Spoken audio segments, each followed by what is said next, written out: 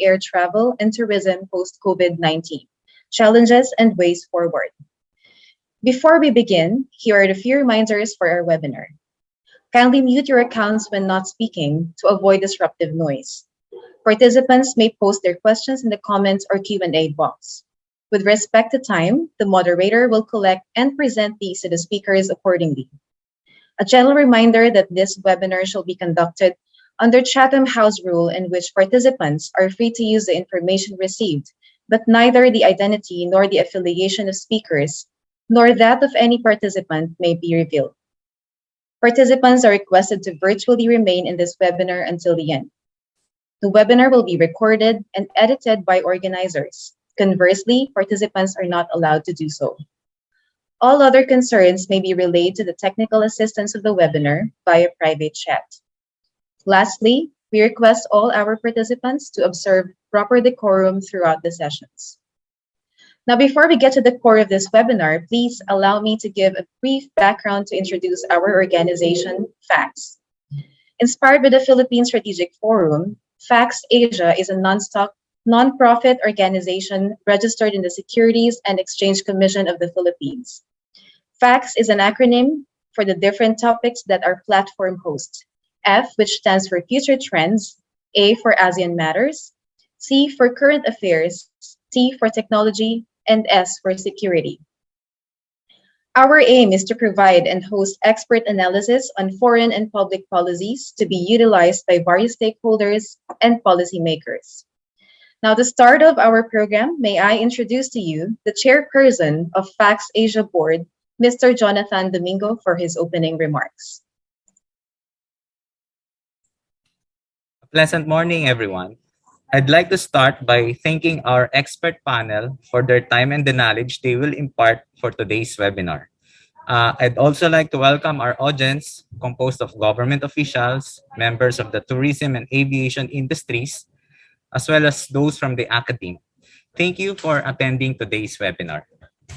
FACS Asia, in line with its purpose of hosting expert analysis on foreign and public policies, has been creating forums and webinars such as this for various stakeholders and policymakers to ensure that even in the age of misinformation and propaganda, critical analysis and fact-based research continues to be upheld and propagated in the region. Today, we will be hearing and learning about the status of ASEAN air travel and tourism in the context of post-COVID-19. This topic is pertinent as ever, with tourism and air travel being one of several industries severely hit by the pandemic and now recovering as countries begin to reopen their borders and allow travel. The aviation and tourism industry are tightly linked. On a larger scale, both industries aid in globalizing the world not only by taking people and cargo to different parts of the world, but also by enabling individuals to share knowledge and their culture through travel, which helps in creating a more diverse and accepting world. It is a common denominator for everyone to aspire to travel the world. While the pandemic has put a pause to that, the continuous increase in travel today show that there is a great potential for these industries to go beyond the extent of recovery. These two industries go hand in hand and are interdependent with each other, and the extensive effect they have is evident for both the individual and the world. Today, our panel will help us in reviewing the past 2 years of this pandemic and how it has deeply affected this sector, and will show us trends and responses that we see today in the face of recovery and rebuilding. We will also hope to look at the long-term trajectory of the aviation and tourism industries, as well as possible future policies and courses of action that will make us ready for an event similar to the pandemic.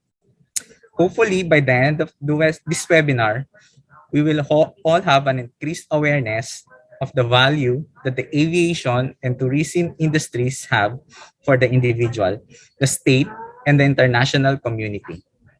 We should also keep in mind the lessons we have learned from the past 2 years and use this as a foundation for a better and more resilient future ahead.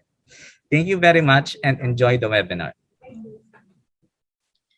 Thank you very much, Mr. Domingo, for the very warm welcome, as well as for introducing our organization, for providing an overview of today's topic, and for briefly sharing with us today the important matters that we can look forward to with facts. Now, air transportation is one of the hardest hit sectors by the pandemic. According to the International Civil Aviation Organization, the aviation sector would lose 418 billion US dollars in revenue. In the case of ASEAN, the pandemic has exposed the fragility of the industry due to the varying restriction the member states have imposed to curb the spread of the virus. Following the decrease of intra-ASEAN travelers, closing of borders, lockdowns, and travel restriction policies enforced by governments, travel demand has significantly reduced and heavily impacted the air industry. Our first speaker will provide us an insider's perspective from the aviation industry.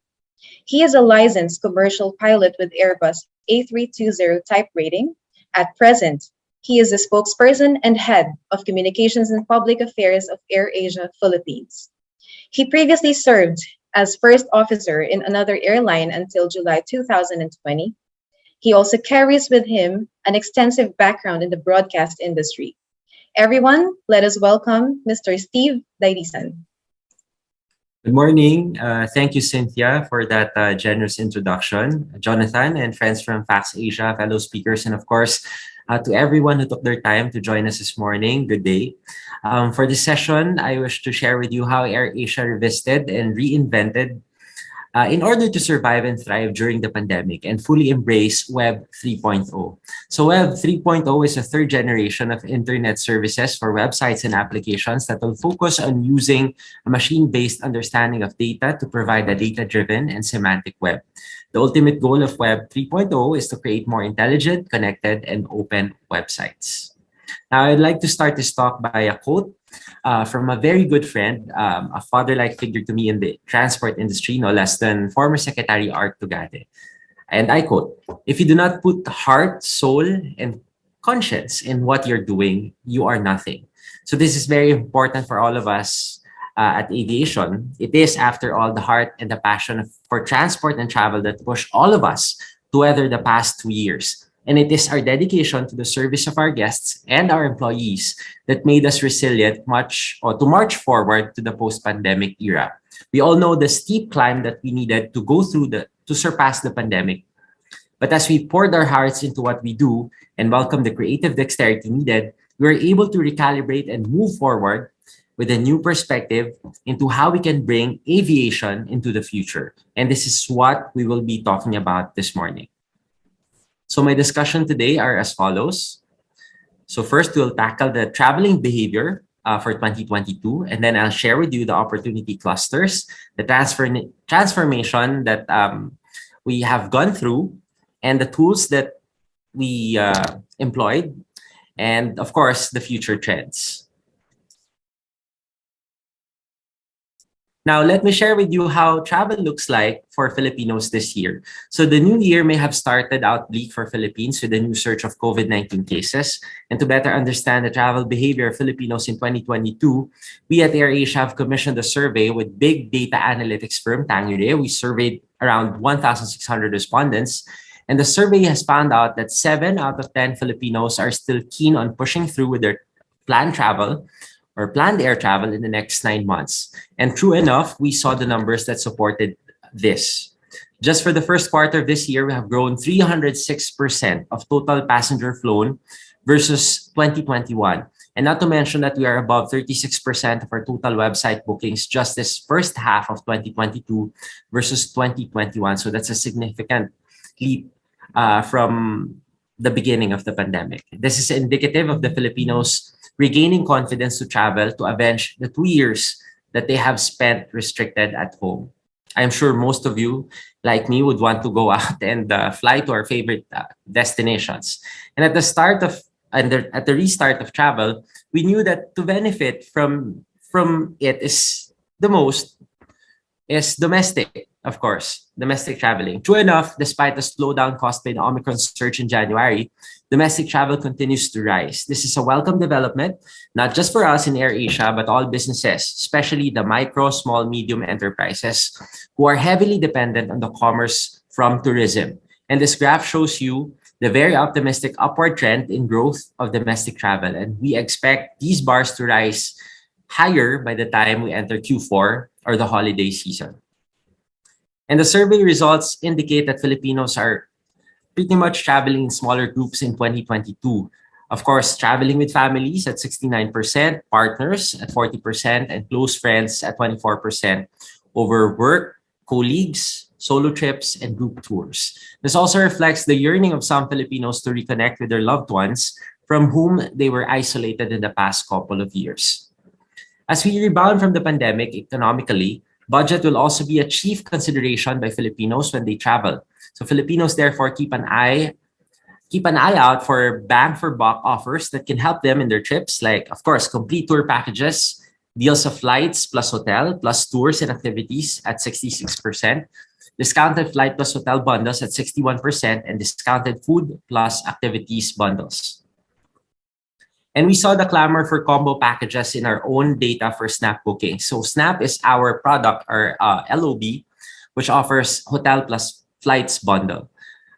It offers the best value for these two travel aspects. So this increase is of course, also impacted by the relaxation of travel protocols. Almost all destinations of AirAsia are now open, which would only require guests to present their vaccination cards. However, despite being just halfway through the year, we are already at 90% of our 2021 Snap bookings and sealing a 1,093% growth over 2020 records. So as you can see, the linear trend is also projecting a steep upward trend in these bookings as you go throughout the year. Having combo packages gives people a more seamless experience and opportunity to maximize their allocated budget for travel. Now that we have discussed the traveling behavior of the Filipinos or of Filipinos this year, I would like to share with you the main opportunities that AirAsia cultivated to brace for this new behavior and the rise in demand. So we have identified two major opportunity clusters that can propel any travel enterprise forward as we continue to face the pandemic and plan for recovery. So that's transformation, which means evolving the business to adapt better to times and market demand. And of course, we would be needing tools to harness the power of available technology to better the customer experience. Transformation for businesses like AirAsia always comes with diversification. Apple was never just a laptop, and Amazon was never just an online bookshop. Facebook was never just a social media platform. That means diversification is what seals a company's future. Now, I'd like you to direct your attention to this video presentation of how we evolved from being an airline to more than just an airline.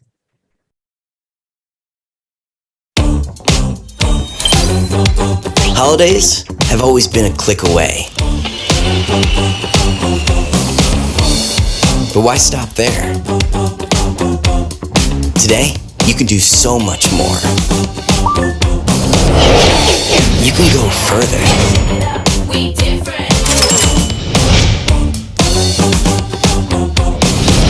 You can be more stylish, more adventurous, more daring,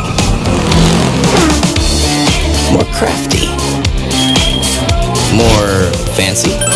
Just do you. You can eat more, get fresh food straight from the source, or try something new. Click to pay and boom, delivered straight to your home. You can spend more and gain way more.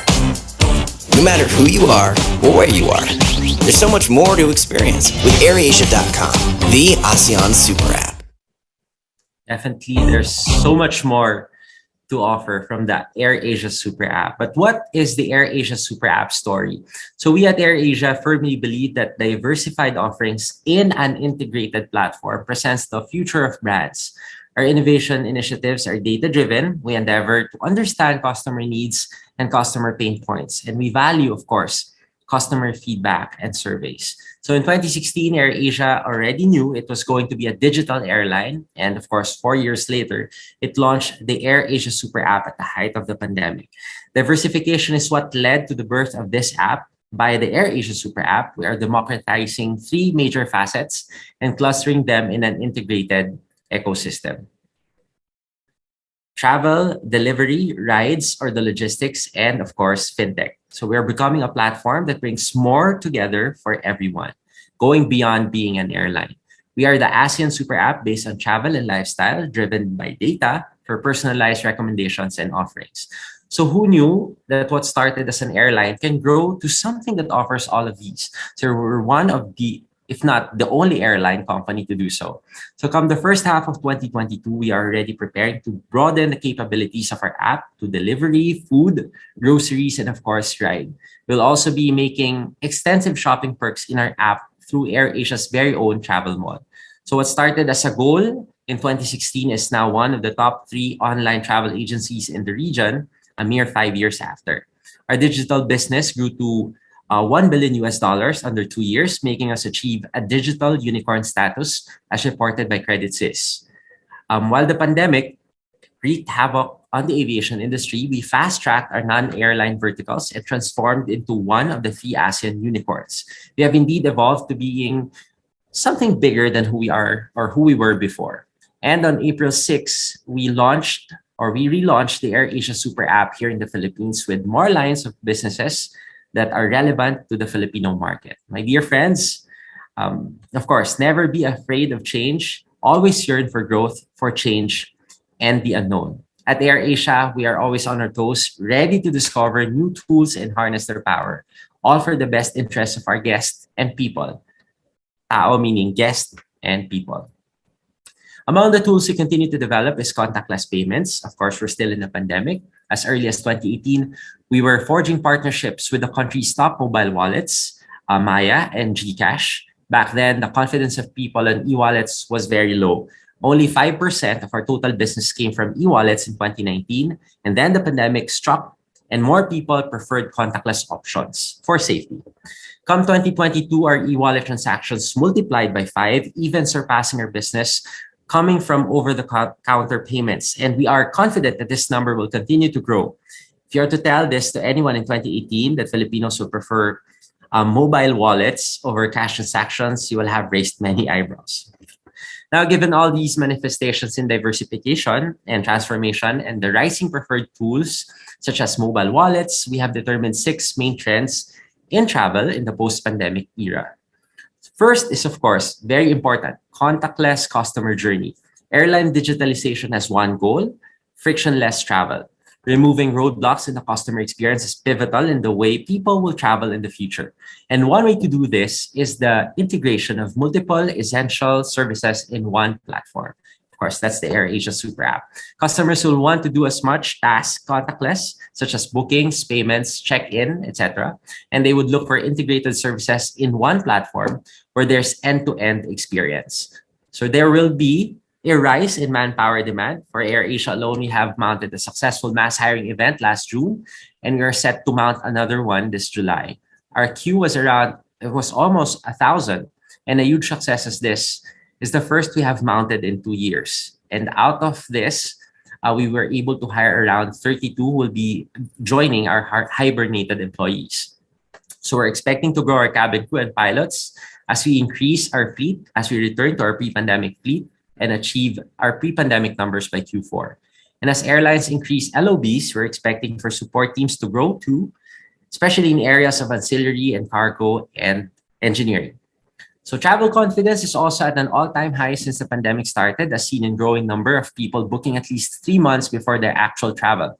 This improvement in forward booking or with the booking behavior among Filipinos is a telltale sign that a lot of Filipinos are more confident to travel this year. This April alone, we are at 61% of our pre-pandemic numbers for guests booking 2 to 3 months ahead of their planned travel, and 39% for guests booking more than 90 days prior. So this is in stark contrast to our 2021 records, where some dropped to single-digit performance amid peaks in COVID-19 cases. So ancillary and cargo will be additional drivers of revenue for airlines. AirAsia alone saw a triple-digit growth for its ancillary products.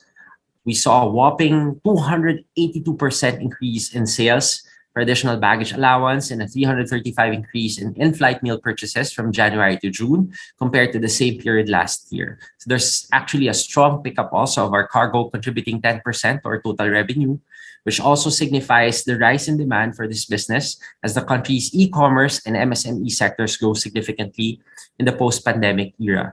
We have recorded recently our highest cargo monthly revenue in the past 2 years. There will also be immense demand for hyper-local experience, and this is the benefit actually of cultural and heritage workers who have long been championing trade and experience grounded on supporting local. A deep immersion and exposition to local experiences, may it be in food, destination, culture, general lifestyle, will soon be a major facet of travel design. And getting to know the roots of a place will now be a highlight of any travel visit. Now, the search for hyperlocal experiences, of course, not confined in domestic tourism. Filipino tourists will also be clamoring for the same deep-level immersion in the cultures of other countries as they begin to travel internationally. Having been isolated for more than 2 years, people will be more keen on traveling internationally, especially with the relaxation of travel restrictions across the world. For instance, the international guest count or the guest count of AirAsia Philippines continues to rise gradually, month on month, growing total sales or total guests flown abroad in June 2022 by 354% versus May 2022. This is a very steep climb in these 2 months. We actually just reopened Seoul, Kota Kinabalu. We're flying to Kuala Lumpur. We'll be restarting, or we have just restarted our flights to Singapore and then Hong Kong, Indonesia, and Thailand this July. And lastly, what could be the most important of all is collaboration of key tourism stakeholders. And who are these? Of course, government agencies. I believe that visionaries in the government will play an instrumental role in the track that this sector is going to take in the future. And a lot of booming aspects of tourism are gaining traction as of recent. These are ecotourism, telecommuting tourism, and medical tourism, and of course, agri-tourism. Airlines, despite competing against each other, we must always collaborate more on championing better regulations and policies, not to mention joint projects that will better operations and guests management. This includes logistical matters such as bird strikes, parking allotment, and traffic management. Our collective effort as airlines in catering to more destinations, ramping up our safety plans, and improving our guest service is for the benefit of the entire tourism industry. At this point in time, more than competitors, we are comrades in making sure that all tourism stakeholders get back up from the pandemic. Airlines, hotels, restaurants, and most especially the micro, small, and medium enterprises that are highly reliant on tourism foot traffic. We are glad that we are joined by friends from PAL, from SEB, in flying to clearer and better horizons this 2022 for every Filipino ready to fly and rediscover the world and the Philippines. Media, of course. Be partners with the media. Storytelling will be key in driving guests back to the road. Partnering with credible media organizations allows us to keep our key stakeholders abreast with the latest information. We also double down on rebuilding confidence in air travel and tourism and in the promotion and recuperation of domestic tourism. Now, the pandemic is crippling. We all took a huge blow from the crisis. The airlines and aviation took the hardest hit, I must say. At the end of the day, it just boils down to one question. Are you waving the white flag, or are you going to roll with the punches? So it is never just the fittest that survives, because as we may have seen, beyond being fit, it's our ability to adapt and transform that ascertains our tomorrow.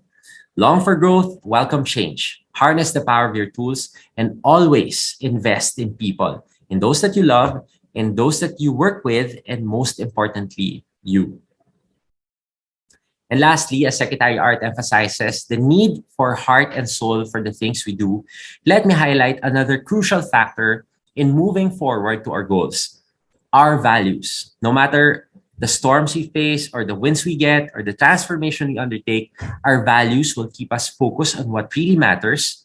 And as we map our future and make decisions in achieving it, Relying on our values will continue to differentiate us and keep us true to who we are as travel brands and professionals.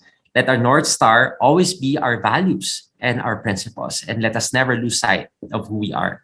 Again, thank you so much for having me today. I hope my sharings this morning with you has imparted lessons that you can use as travel professionals. If you have further questions, I have also included my LinkedIn, Instagram, and Twitter account. So that's it, and thank you. Good morning.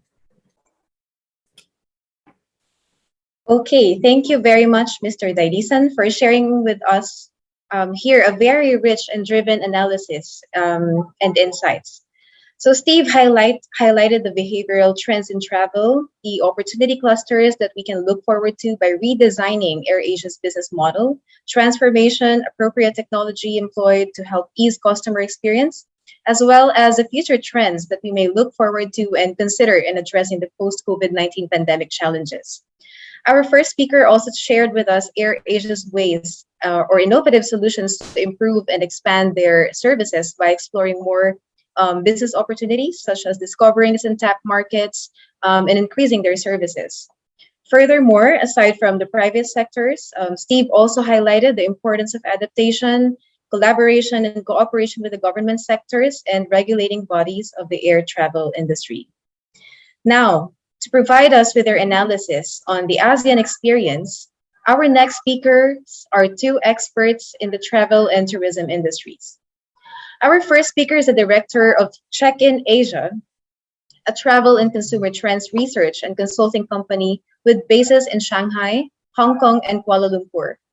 With 20 years of experience in Asia Pacific, he is a regional consumer trends analyst for Mintel and a travel analyst for Focusrite. He has worked across China and Southeast Asia with hotel groups, tourism boards, OTAs, aviation companies, management consultancies, and market research firms. Ladies and gentlemen, Mr. Gary Bowerman. Cynthia, thank you very much for the introduction. Thank you to the Facts Asia team, to Jonathan and to Steve for that great presentation. I'll just share with you now my slides. Give me 1 second.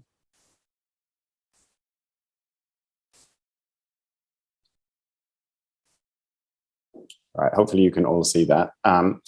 So yes, well, as Steve said, the last 2 years have obviously been crippling, not just for the aviation sector, but for every aspect of travel and tourism, the hotel industry, tour operators, travel agents. We all know what the last 2 years have done to our industry and the road of difficulty that it will be to get back to where we were before. Now, this is a quote. If you've seen me speak before, you know I often show this on screen. This is a quote I gave in an interview to Al Jazeera last year, and I won't read out the whole detail there, but this was about 1.5 years ago, codified the situation as we saw it back then. I think it was in February 2021. The borders weren't reopened yet, and we were all talking about how on earth we were going to reboot the travel industry. And I think the most important takeaway from here really is probably that last part where we see Steve's presentation was very upbeat, and I totally agree that sentiment is back. I totally agree with that. But there is still this element that global travel is going through difficulties. If we read news headlines from Sydney, from Heathrow, from the US, from Europe, the aviation sector is going through a very, very difficult time at the moment. Recalibrating supply and demand is very difficult. That's happening in our region as well to some point in Thailand. Some of the airports there are struggling.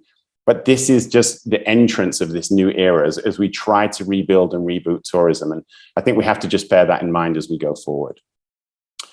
So before we go forward, it's always very helpful to look back. And let's look back at 2019, because 2019 is the base year that everybody is talking about. You know, everybody in the industry wants to get back to the numbers that we had, the volume of travelers, the freedom to travel that we had in 2019. And, you know, the key figure there that you'll see is 143.5 million. That's the number of visitors into ASEAN, the 10 countries in the year of 2019. It's a huge figure. It was a record figure, of course. But then if you also look at the bottom, you can see the graph down here, and you'll see that basically between 2010 and 2019, the number of visitors into our region doubled, more or less doubled. That's incredible across a decade. And the big driver, the big catalyst for that was aviation. You know, there are countries in our region, the Philippines is a great example, Indonesia, where it's there are no land borders, so you have to fly in. If you look at other countries in the region, like Singapore, it's a connective hub between East and West and between Northeast Asia and Southeast Asia. You look at airports like Bangkok, Kuala Lumpur, they are connective hubs as well. Already this year, Vietnam has said that 87% of tourism arrivals in 2022 came by plane. So aviation is so important. But why were those figures so important? Why is that 143 so important? Because that really showed you how each of the countries in our region was faring. You can see some big numbers here. You look at Thailand, the number of arrivals, Singapore, Vietnam, Philippines, Indonesia, huge numbers. But they were driven by markets that at the moment are not delivering for various reasons. Now, you can obviously, number one there was China in 2019, 32.3 million visitors. Korea, 10.46 million.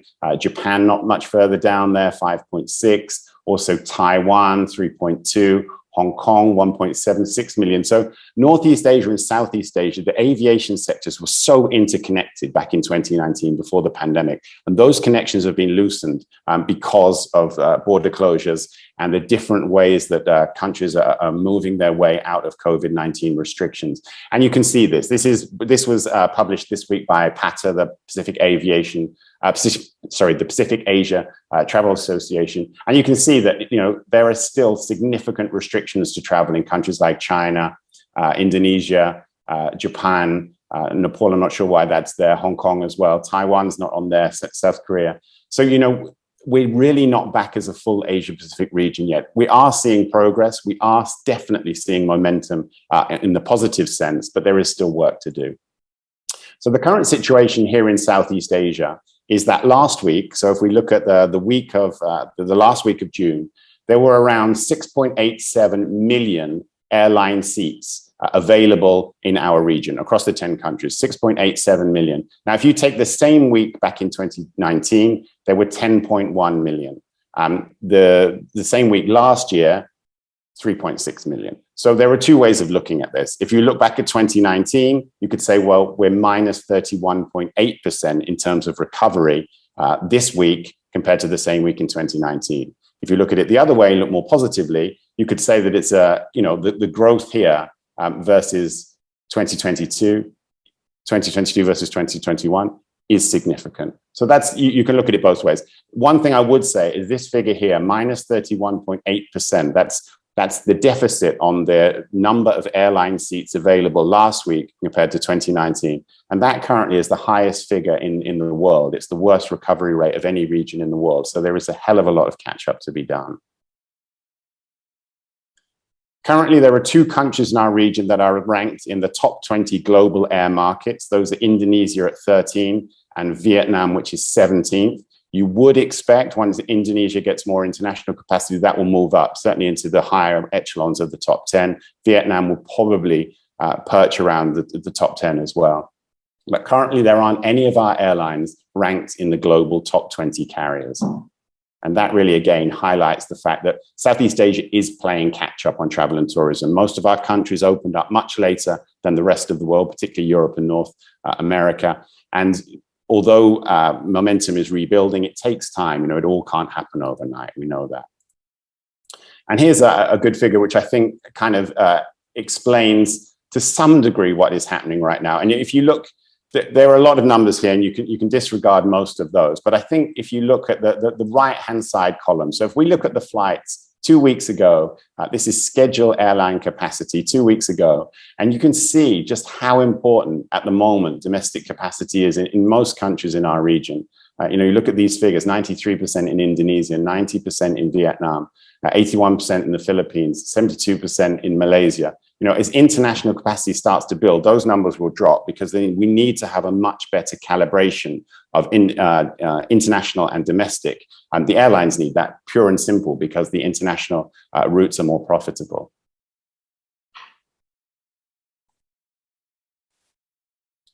So here are a couple of quotes from recent interviews that I've done that show you just the impact of the fact that airlines are not really yet rebuilding their frequencies and their capacities into certain destinations. And the two that I've picked are Thailand and Bali, because they are really leading the revival of tourism in our region.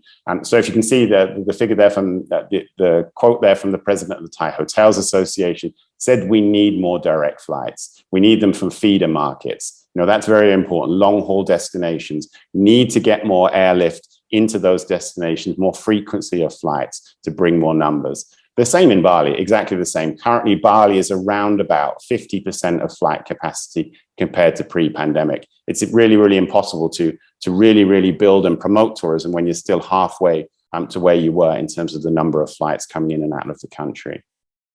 And, you know, when tourism associations, when hoteliers, when anybody in the industry says we need more flights in Southeast Asia, primarily we're talking about one market, and that is China. You know, China's importance to the aviation infrastructure of our region is undoubted.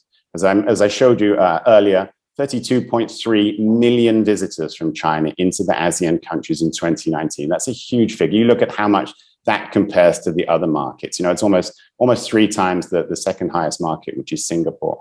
And then you can see on the right-hand side here, this figure here, this graph here shows you the number of Chinese visitors into the countries in our region. And obviously Thailand, number 1, 11 million visitors in 2019 from China. Vietnam, 5.8 million, Singapore, 3.6. You know, you can see you can work all the way around to Philippines, 1.7. Now that grew pretty quickly over the last 2 or 3 years before the pandemic. Myanmar was growing very, very fast before the pandemic. So was Indonesia as well. So getting the airlines back from China is very, very important for 2 reasons. One, obviously, it brings a lot of travelers into the region with high spending capacity and different types of travel requirements, so that it filters into all the different countries in our region. But also, one of the things that was evident before the pandemic is that flights were coming into our region from an increasing number of Chinese cities. So not just the big cities like Shanghai or Beijing or Guangzhou, but also second and third tier cities. I think if you look at AirAsia, for example, before the pandemic, it was flying in and out of Southeast Asia from 16 cities in China, which is huge. And now most countries in our region, most tourism boards are looking at India, you know, to try and replace some of the lost visitation from China. But not many airlines are flying to 16 different cities in India right now, and probably won't be for some time to come. This again, these figures are exclusive for you guys. I worked with OAG to put these together for you. And this really shows just how important China was to Southeast Asia back in 22 and where we currently are right now. Now, you can see from this figure, what's really, really important here is obviously the numbers. So if you look back at 2019, Chinese carriers were bringing, you know, around 14 million visitors per year to Thailand. And, you know, you can look at the brown numbers all the way down, that they're very, very high. But then you look at the actual totals so far here in 2022, you know, we're talking hundreds of thousands. We're not talking millions. Just look at the gap, the deficit between the left-hand side and the right-hand side. You don't really need me to explain it. By the way, these slides will be available. If anybody wants to get them, you can contact the Fax Asia team. These are available for anybody to use. But I think this one really, really shows just how much the Chinese aviation ecosystem was so important to Southeast Asia before the pandemic, and that there is just this huge China-shaped gap in our travel and tourism sectors at the moment until we start to see Chinese airlines return to our ecosystem. So just to wrap up, I don't want to take too much time. I've looked at 10 challenges that we have for the rest of the year for aviation sector in ASEAN. Now, some of these are global, they're related to what's happening globally, and some of them are local. But number one is new COVID travel restrictions. This is the elephant in the airport lounge. Singapore and Indonesia in the last week or so have voiced concerns about the rising number of COVID infections. The last thing that the aviation sector and the tourism sector needs is new travel restrictions. Hopefully it won't happen. I think we're all got our fingers crossed. We have learned a lot. Governments have learned a lot over the last 2 years, and maybe there's a way that we can mitigate this. But certainly in most of the region, COVID infections are starting to rise. And actually yesterday, COVID infections increased day on day in 110 countries worldwide. So I think we have to be prepared. The protracted war in Ukraine we know that's having numerous effects on travel and tourism internationally. And the main one of those relates to number 3, and that's higher jet fuel and oil prices. I'll show you a figure that probably will scare you a little bit. Just look at that. That's the jet fuel price in recent since a year ago. And just look how it's tapered upwards. And you can really see the most important point is around about here, I would say, because that's where Russia invaded Ukraine. And you can see what's happened since. Now, the peaks and drops are because there's extra oil supply has been pumped into the system. The big concern, everybody says that oil prices are going to rise in the second half of the year. I think that's inevitable. Commodity traders are saying that. Economists are saying that. But what if we start to see more international flights out of China, we're going to see more demand for jet fuel out of China. And that's going to increase demand for jet fuel, and it's probably going to send the price even higher. So just going back to what that means, number 4 here, obviously expensive airfares. We're seeing that intercontinentally at the moment. If you're trying to fly into Europe or North America, prices have never been higher that you can remember. This summer, the prices are exceptionally high. If you talk to aviation analysts and ask them, when is it going to settle down? It's very, very difficult. You talk to airline executives, it's very, very difficult to predict, largely because of numbers 1, 2, and 3 right here. It's very, very difficult for airlines to forward predict airline pricing over the next 6 months. It does look at the moment as though we're not going to see any movement on prices downwards, certainly not before October. There is hopes that it may happen in October and November, but at the moment, very, very difficult to predict. Another factor, now Steve mentioned, what I thought was very interesting, that they're seeing longer booking windows. A lot of airlines worldwide, particularly those flying longer haul, are noticing shorter booking windows. Now that again makes it very, very difficult for airlines to prepare and to set their forward demand targets and their schedules. So I've shown you that. So number 6, 7, and 8. Europe air bottleneck. This is becoming a big, big issue in Europe at the moment. The airports are crammed, luggage is getting lost, flights are being cancelled. This looks like it's going to continue through the summer. And the big danger for that, although airlines will recalibrate, airports will recalibrate, that over time this will sort itself out. The big problem is customer trust. If customers start to feel that there's no point traveling because it's just too difficult, they may lose their luggage. They could arrive at the airport and their flight is actually cancelled while they're en route. This is going to have a big impact on customer trust and customer sentiment going forward, which we really don't want to happen. So, Europe has to get this sorted out because, this really could happen in our region as well in the future. And that's obviously, that tails on to high cancellation rates, which airlines don't want, hotels don't want, nobody in the travel industry wants to see that. If that does happen, you could start to see more deferments into 2023. Again, nobody wants that to happen. You don't want people who are thinking of booking at the back end of this year, particularly for the holiday season, saying, hang on, I'll wait, maybe I'll book into February or April next year, maybe things will have sorted itself out. And you are starting to hear some of that talk with travelers at the moment in some countries around the world, and that's something we really don't want to happen.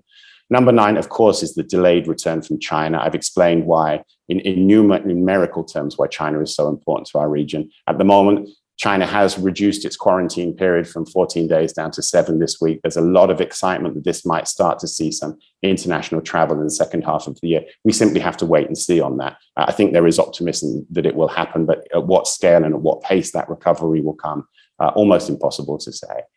And I guess the other issue related to this, the airport issue, the airline issue we have is slow recruitment drives. It's not easy for airlines or airports to recruit staff right now. There was younger people in particular have seen how badly the travel industry has been hit over the past 2 years. And at the moment, while the situation is still a little bit uncertain, going back into the industry is not perhaps their priority. We've got to find a way.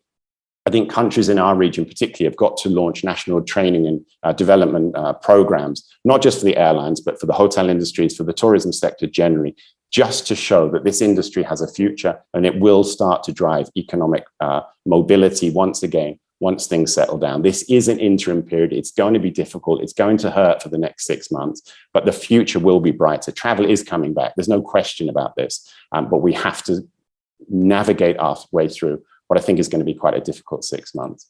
So thank you very much, everybody, for listening. I'm happy to answer any questions at the end. You can contact me there. I'm also on LinkedIn as well. So thanks very much, everybody.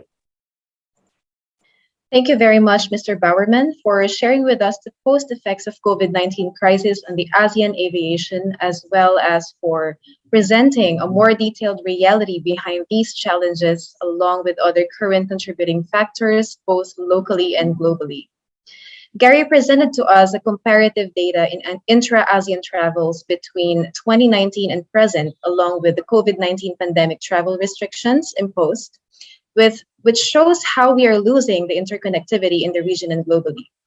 With rich data presented, he also highlighted the importance of increasing long-haul flights, air travel connectivity for airline companies to get close to recovery. But most importantly, Gary has shared some projections rooting from the identified local and global factors which may impact the future trends in air travel on both stakeholders and consumers. Now, our third speaker is currently a senior lecturer at the Singapore Institute of Technology. He specialized in the area of business administration, in business management, marketing, human resource management, and service quality management. In addition, his industry experiences in the air travel and tourism industry have also equipped him with a skill in other topics, including airline business management, airline operations, principle of air cargo, airport operations, airline economics, and air deregulation policies. His research area covers marketing, service quality, tourism, and air transport in the Asia Pacific and the ASEAN region. Unfortunately, he cannot join us live today, but he has sent us his presentation. Now, please join me in watching Dr. Colin Law's analysis.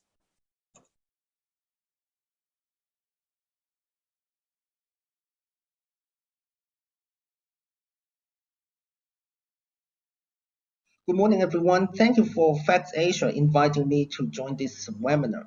Unfortunately, I'm unable to join this webinar in person because due to work commitment.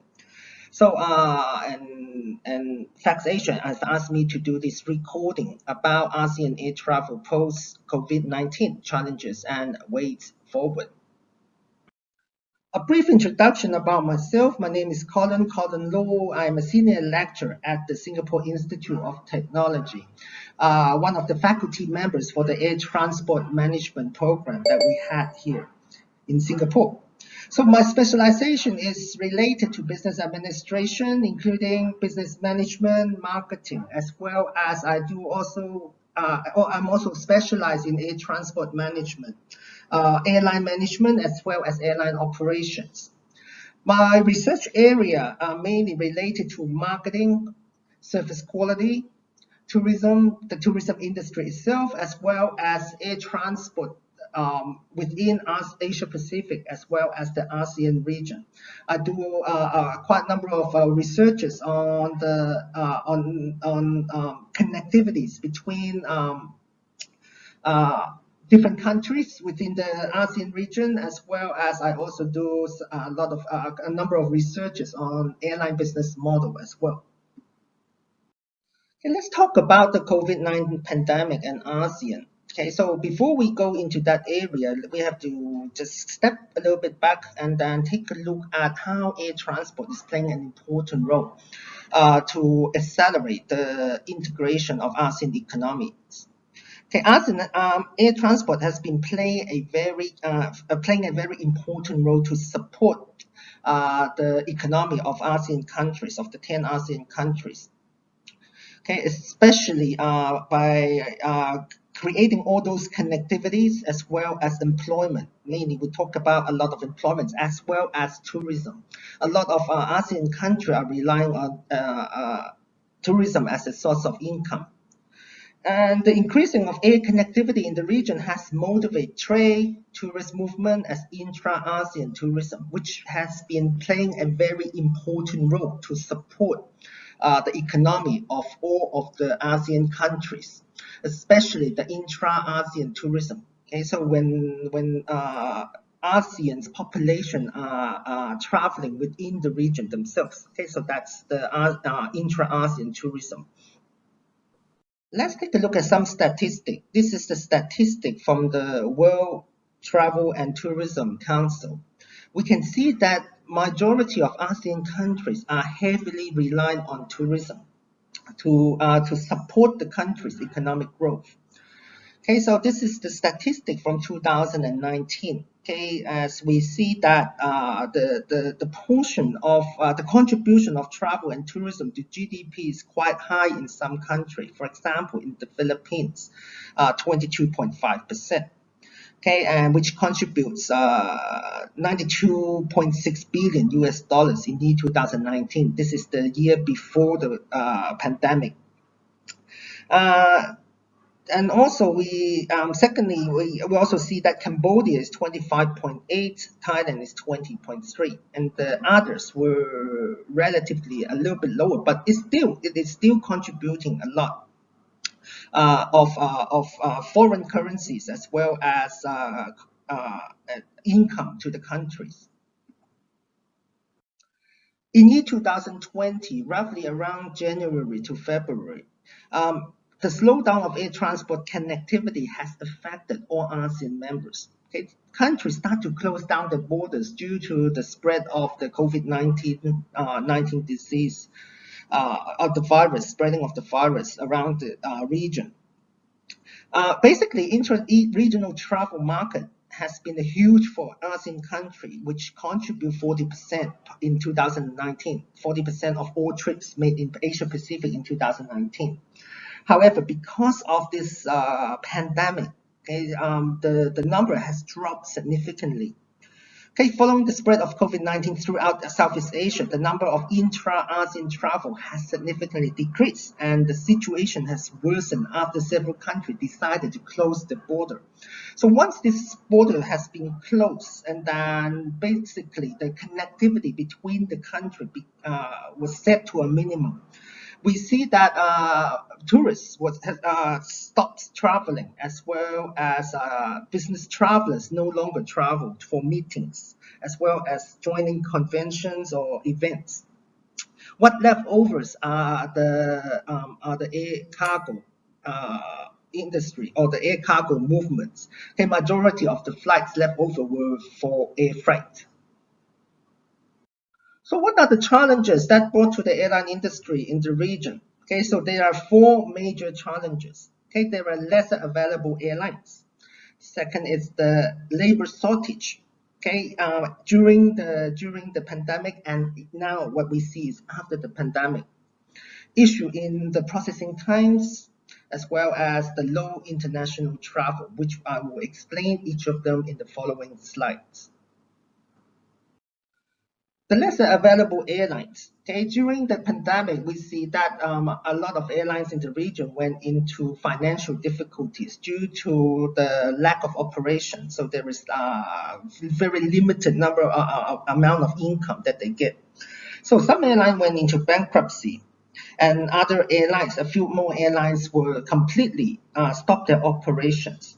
Okay, they ceased their operation. So, for example, in bankruptcy, including Thai Airways International, as well as the Philippine Airlines, they filed bankruptcy to delay the repayment of debt. Okay, and also there were also two airlines that went into cease operation, which include budget airlines, not Scoot, which is flying long-haul flights, as well as Indonesia AirAsia X, which also ceased operation. So to the consumer, what are the effects? Okay, basically with this, with the reduced number of airlines in the region due to the airlines stop flying because of lack of demand or lack of travel demand. Okay, so passengers are unable to fly directly to the destination. They might have to make multiple stops in between, which increases the travel time. As well as the ticket price will also increase. Then what we foresee in the after the pandemic, the price of tickets will increase as well due to lower or lesser competitions within the market. So another challenge for the airlines are the labor shortage. Okay, so when the airline decided to downsize their operation, they no longer need the same amount of labor or staff to perform the task. And therefore, we see that a lot of airlines have laid off or canceled the contracts with the staff during this period of time, during the pandemic period. Okay, and and this has, even though after some countries decided to open up their borders, it led to a minimum number of staff operating the airlines, and therefore, with this labor shortage, it will cause other problems such as flight delays, as well as service quality provided to the customer might not meet the standard. Okay, and it also leads to flight cancellations. And there will be also issue in processing time, as I mentioned before in the previous slides. Okay, due to the reduced number of staff, the airlines will not be able to provide equal service to the customers as before. Okay, and also because of the additional workload that the staff have to go through, such as checking customers, checking the air travelers' documentation to ensure that they fulfill the entry requirement at the destination, and it will take a lot more time. So additional safety and airport security procedures as well, such as temperature control, such as passport checking at the passport control, it could also cause delay of flights, departure, and arrivals. There were several, during the pandemic periods, I traveled several times. Compared with the normal days, we see that the staff had a lot more workload. The staff were pressured with a lot more tasks to do. They have to check a lot of documentation, such as the PCR tests. They will have to check the border control, whether the customers' documentation fulfill the requirements, entry requirements of each country. And that will also take a lot of time as well. And besides that, at the airport, okay, because of reduced travel demand, the number of staff deployed at each security stations, as well as the passport control, has also been reduced, and that will also lead to the increase of processing time. And low international air travel is that what has caused, okay? Especially with the ASEAN country, when majority of countries are relying on international travelers. So with this low international air travel, which has caused a lot of problems, especially economically affecting a country. Government set up a number of travel restrictions to either quarantine the consumer or the air travelers, as well as the extra documentation required. That has created a lot of barriers, as well as hesitation for the travelers to travel. Several countries also completely banned flights as well during the pandemic, during the early stage of the pandemic, which has also limited the number of flights allowed flying to the destination, which has created a lot of problems to the airlines themselves. So in terms for recovery, there are also some governments set up different programs for some sort of short-term recovery. ASEAN aforementioned the travel bubble corridor framework, which is one of those recovery or short-term recovery policies or programs implemented by some countries to allow some sort of travels between countries on designated flights, as well as on designated types of policies. Okay, this is some sort of progress to create a safe travel framework for intra-ASEAN travel, for intra-Asian travel. However, for this type of proposal, it still remains very, very slow, because a lot of governments still reluctant to open up their borders, for even though some countries implemented this or suggested this type of policies. The few travel bubble policy existed was mainly from Singapore. Okay, so Singapore has created this travel bubble or travel corridor framework with some other ASEAN countries, that's including Brunei, Cambodia, Indonesia, Malaysia, and Thailand, which mainly are focusing on business travelers. Okay, so they were encouraging business travelers to travel on this travel bubble on some selected flight, which the travelers no longer needs to complete the quarantine upon arrival, as well as reduce the number of documentation required. However, only a few of those flights were available at that time. During the recovery stage, we see that there are a serious labor shortage within the industry. Especially airlines are trying to filling out thousands of job cuts during the pandemic. Okay, as we have mentioned, during the pandemic, there were a lot of job cuts. And after that, a lot of people refused to go back to work in the industry because they were hesitating returning to such a cycle industry, especially with the economic growth concern as well as the inflation. So, and during the last 2 years, a lot of those who left the aviation industry have already taken the jobs in other sectors, and then they are reluctant to go back to the industry again. So what could be done is something could be done, could be the ASEAN labor mobility could be performed, which could help. However, they were still quite slow in this area when there is still a lot of certifications requirements required by each government. So ASEAN aviation industry, for instance, do not have a common regulation for personnel licensing, training, safety, maintenance, flight operation, and air traffic management, which makes the ASEAN labor mobility difficult to take to actions. So what could ASEAN do in this area? They could establish some common guidelines for the industry across ASEAN, which could help to facilitate the lack of manpower. Okay, so with moving forward for the labor to deal with the labor shortage issue, so it could help the air transport industry to share the labor or the personnel across the region. Okay, that will help to relax the domestic shortage of general and specific skilled staff, as well as upgrading and developing specific sectors for the economy. Okay, and this is one of the major challenges to airlines today. Okay, as what I see in, for example, in Singapore. Okay, so the government has been working really hard to try to attract new joiners to join the air transport industry.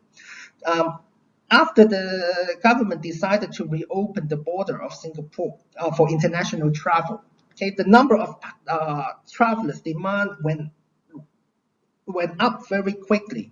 However, it takes time for the airlines to employ or recruit the staff back to their position again.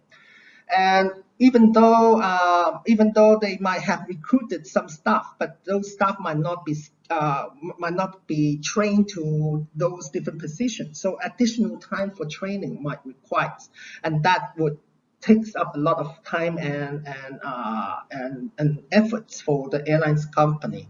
So pushing forward, ASEAN labor mobility could be a program that could help the industry to deal with this labor shortage issue.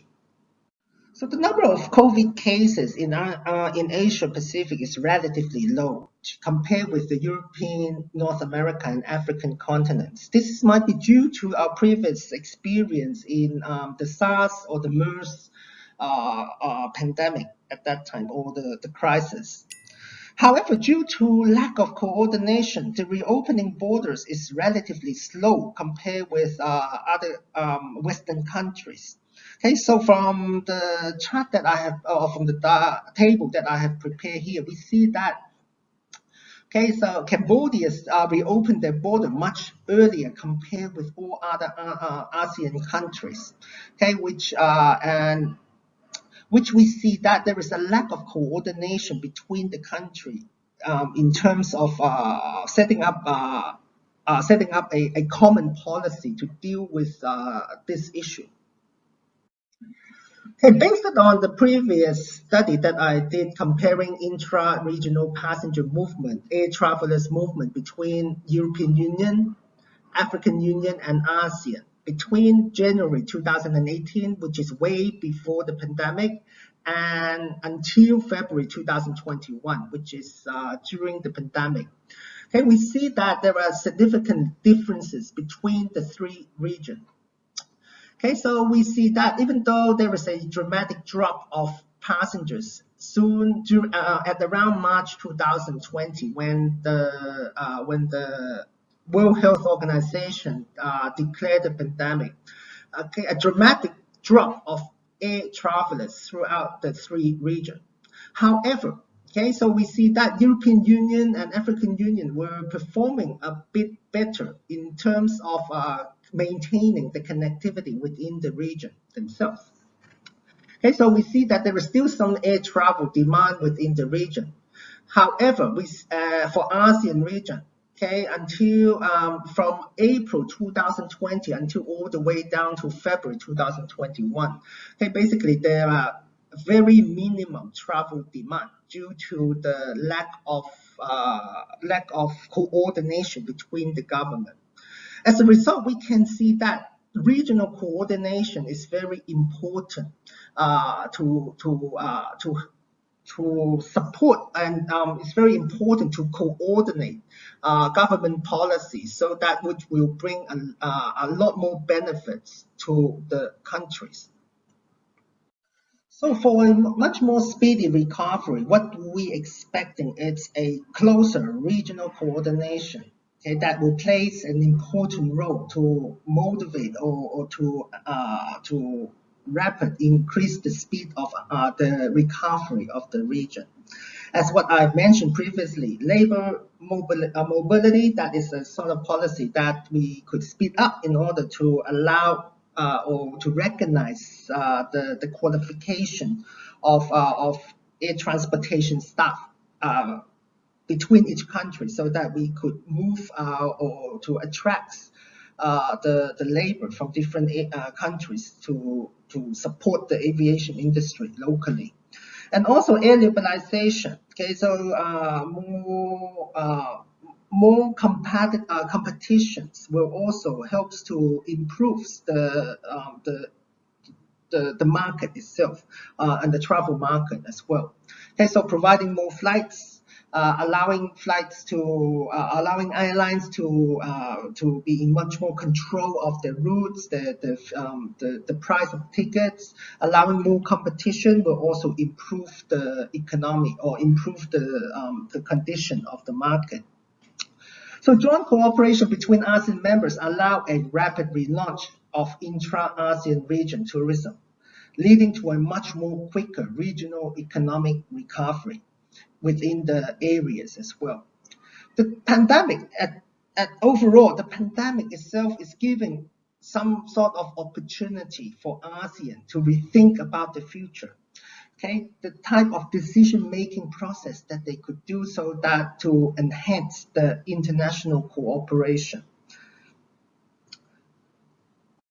Thank you very much for taking time to listen to my presentation. And if you have any questions, please feel free to let the moderator know, so that they will pass me the question, and then I will be able to answer them in a later stage, and then through the moderator.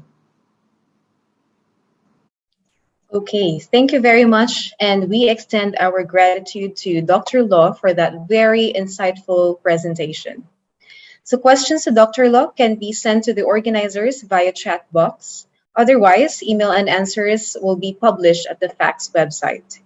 So in summary, Dr. Colin mentioned again several pressing concerns that are challenging the airline industry, such as lesser available airlines, labor shortage, longer processing times, and low international air travels due to border restrictions, lack of coordination and cooperation between governments, as well as hesitations among consumers in the travel market. Moreover, he has also presented some progress through the recovery strategy and efforts among governments in the ASEAN region, albeit slow and short-term due to individual national policies of each participating country. On the bright side, Dr. Law likewise suggested some ways to rapidly recover from these pressing regional concerns, such as closer coordination in labor mobility and air liberalization, as well as joint regional cooperation between ASEAN members in relaunching the intra-ASEAN tourism to lead the region to a faster economic recovery. But more importantly, on a positive note from Dr. Colin's perspective, that the pandemic may be likewise seen as an opportunity for ASEAN members to rethink, redesign, and reshape the future from decision-making to international cooperation among states. Now, to provide us with how tourism has been impacted and to share with us the experience from a Philippine perspective this time, we have also invited the OIC Chief Tourism Operations Officer of the Office of Tourism Development Planning, Research, and Information Management from the Philippine Department of Tourism. Please join me in welcoming our fourth speaker, Mr. Ramil S. Basuel. Right. Thank you, Cynthia. Let me just share my presentation.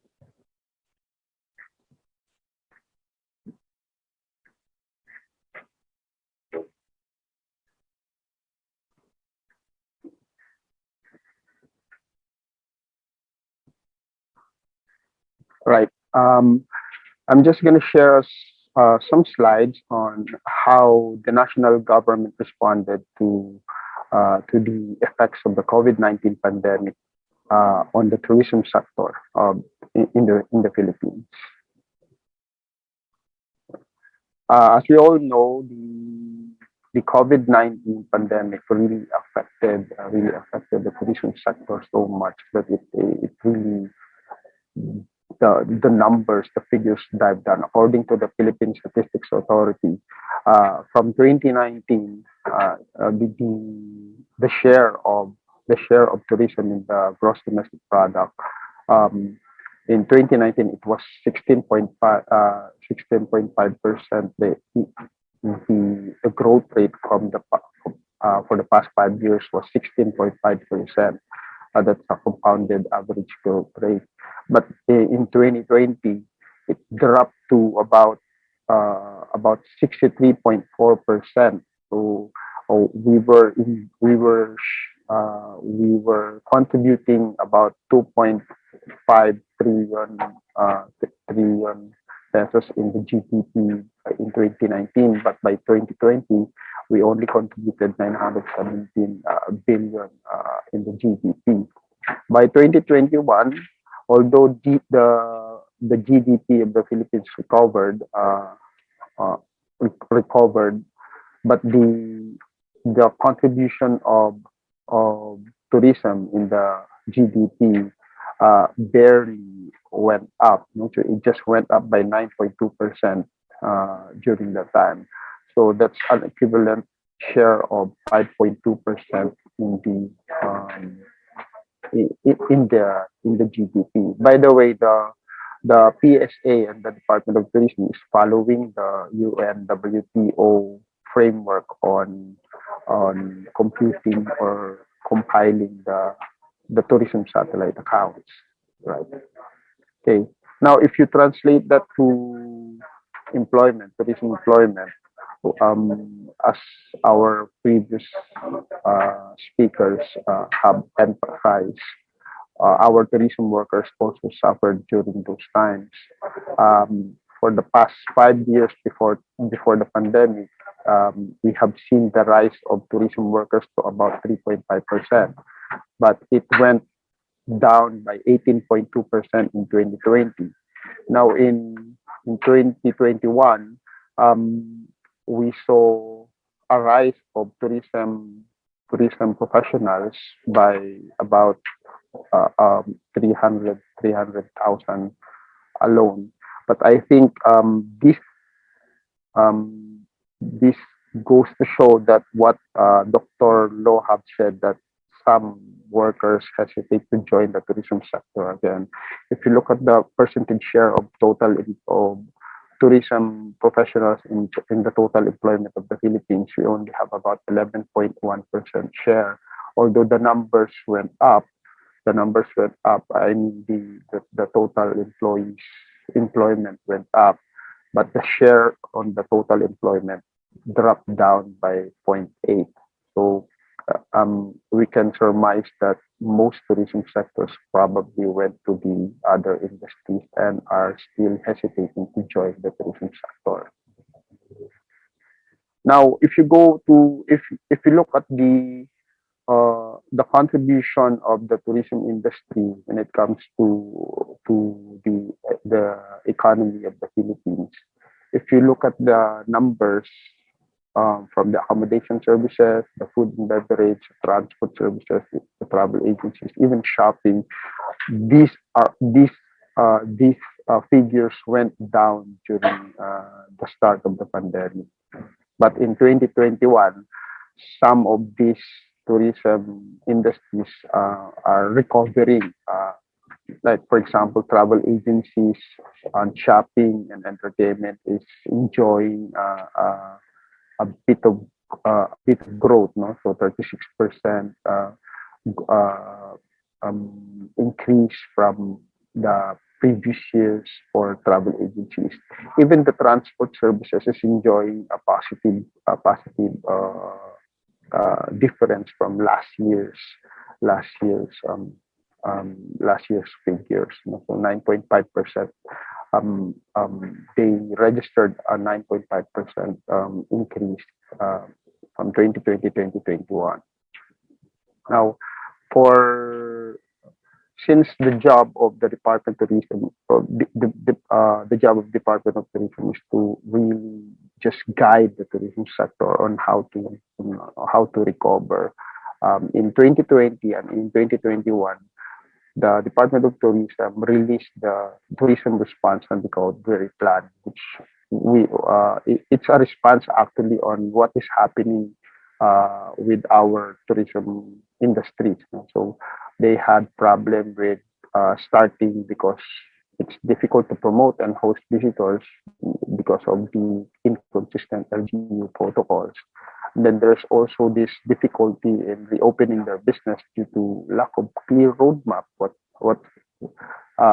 is the roadmap for the destination opening up during that time? There's also this difficulty of finding funds, even network access to shift to digital platforms, digitization, especially for the micro to medium enterprises. So these are challenges for our tourism industry during that time. So what we did was to look on how these industries survive. Is there anything that we can work into, like green shoots of rebound recovery in the market? We look into the prospects and challenges in the tourism sector during those times. And then for the tourism response and recovery plan, we just prioritize survival measures for the next years. So we came up with an updated tourism response and recovery plan, which have these objectives: safety and protection for tourism workers, supporting the tourism enterprises, and of course job recovery. And then we have to also restore the confidence of the market traveling to the local destinations. This is of course to mitigate the impacts of the COVID-19 in the tourism industry, and the emphasis on sustained businesses, capacitated workforce, and protected vulnerable groups. So during those years, the action plan was, of course, to protect the livelihood of those that are in the tourism industry, the tourism sector. We have to look into mechanisms that would allow the enterprises to survive. And then we also came up with better innovations in product development and marketing. And one of the things also that did not stop, of course, is the investment on infrastructure. We also made sure that the LGUs are ready to open their destinations if the time comes that it's okay already. Now, one of the recommendations for the tourism recovery is to reformulate the National Tourism Development Plan. We do have the National Tourism Development Plan since 2016, and the direction really is about competitive tourism and inclusive but sustainable tourism. But during the pandemic, we have to think of how to make the sector resilient. So the strategic direction went to the resiliency of our tourism industry. We have to still, of course, make it competitive, and then we also look into the destination management. We have to capacitate our LGUs to really have strong governance.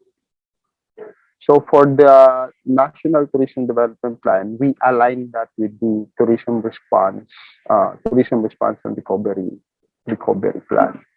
So for social protection and livelihood, what we included in the strategic action plan for the national development plan is to protect livelihood and enable innovative financing and investment. So for that, we offered loans with low interest. We also networked with other banks and other loan institutions so that it could help our micro enterprises. We also fostered upskilling the human resources and improved service standards. We did not stop um, giving capacity building webinars during those times. We also have to make sure that they embrace tourism quality initiatives and then ensure safe access to opportunities and tourism experience for all. For the enterprise survival, we accelerated the safe and green travel infrastructure and facilitation initiatives. And then again, of course, uh, upgrading the MSMEs in the tourism value chain. For product development and marketing, we have to diversify product and provide safe and high quality experience. During the pandemic, we added a priority thematic product. The farm tourism and education tourism was re-emphasized because of the pandemic. We also have to design and implement innovative marketing and promotion programs and strengthen the destination with regards to conservation and climate smart investments. For infrastructure investments, o- um, just the same, no? So the strategic action plan led to accelerating travel infrastructure that are more into sustainability. And then for readiness of LGUs, as I've said, we did not stop capacitating our local planning and how they implement the tourism programs. And then we also upgraded the destination tourism information infrastructure.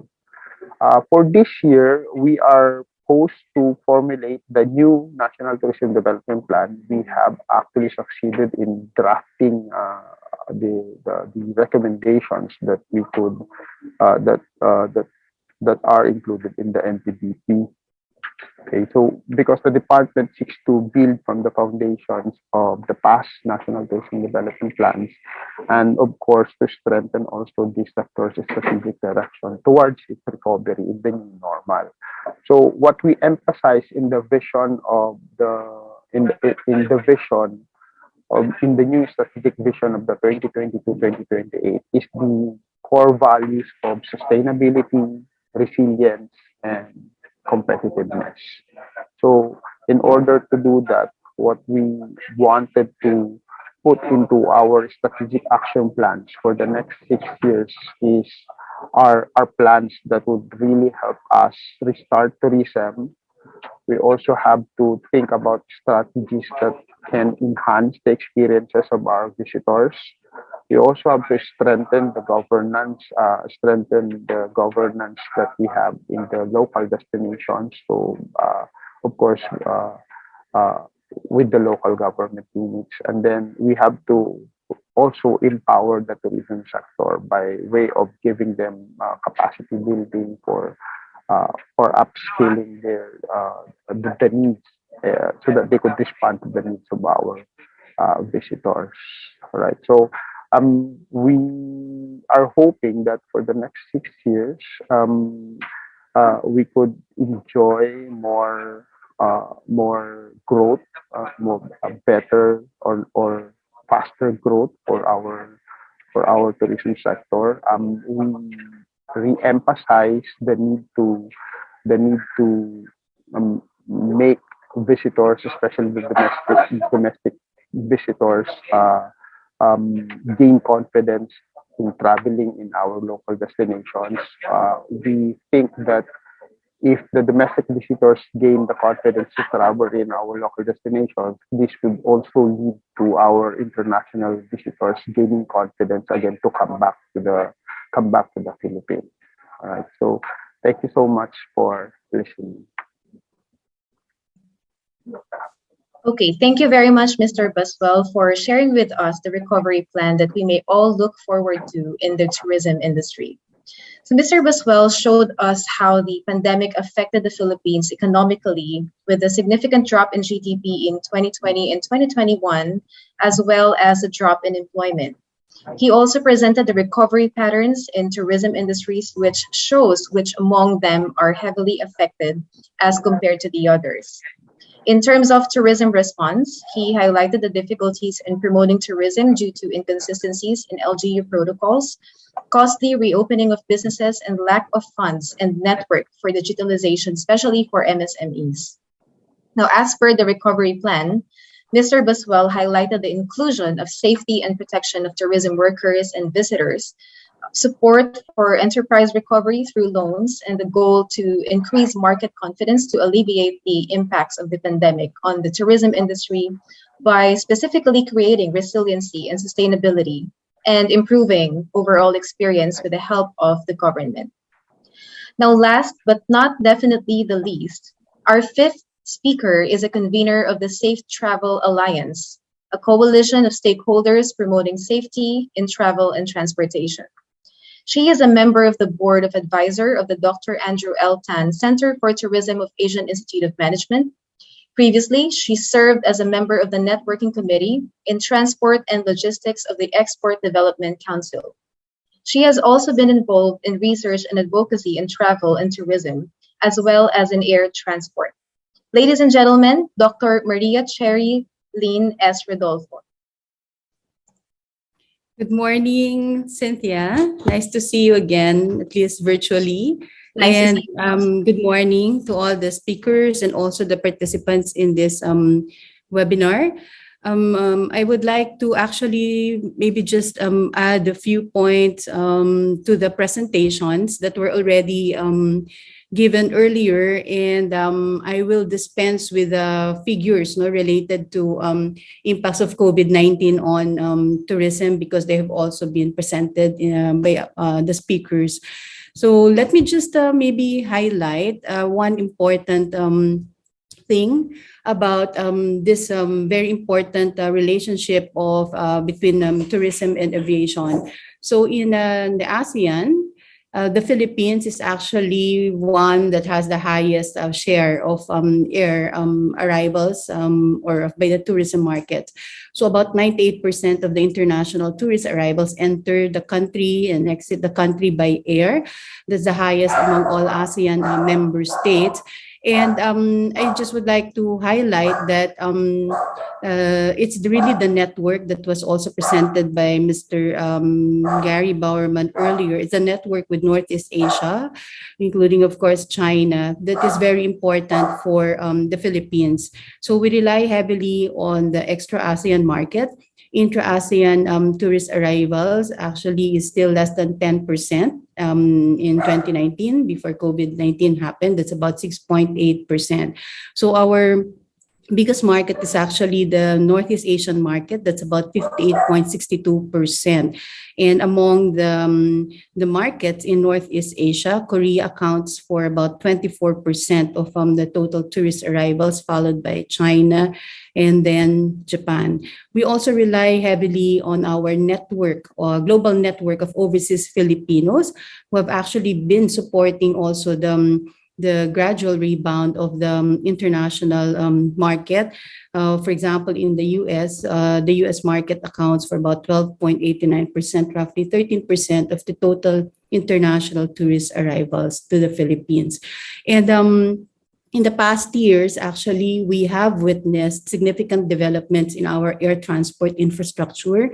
In the previous travel and tourism competitiveness rankings, before the World Economic Forum shifted to a new index, which is the Travel and Tourism Development Index, the Philippines actually marked or was rated to be one of the most improved economies, most especially in terms of the air transport infrastructure. So from the congestion issues in 2015 to 2016, the country started to improve its ranking because of the relatively significant investments made in the various airports of the country. We are an archipelago with a network of at least about 86 airports. And I also would like to highlight the critical role that these other airports outside of Manila, or the Ninoy Aquino International Airport, play in actually distributing the benefits of tourism actually in a more direct way, because the value for money of the tourists actually goes up when they're able also to fly directly into the tourist destinations that are located actually in a number of areas of the country. So for example, in 2015, Ninoy Aquino International Airport, or the Capital Gateway, accounted for about 70% of the total international tourist arrivals by air. That share actually declined already to about 62.8% in 2019. And what is very interesting is because is this number for the Mactan Cebu International Airport. The share is only about 16% in 2015, and in 2019, because of the expansive network development to Northeast Asia and even the ASEAN market, that share increased to 21%. Clark International Airport was undergoing modernization and rehabilitation during that period of 2016 to 2021, and the share of international tourist arrivals by air into Clark International Airport was 3.4% in 2015, and then it already increased to about 5.4% in 2019. And now we have actually more airports that have been modernized to actually accommodate already international flights, regional flights, and we look forward to the utilization of these assets in the next year or two, given the ongoing and hopefully sustainable recovery in the global tourism market.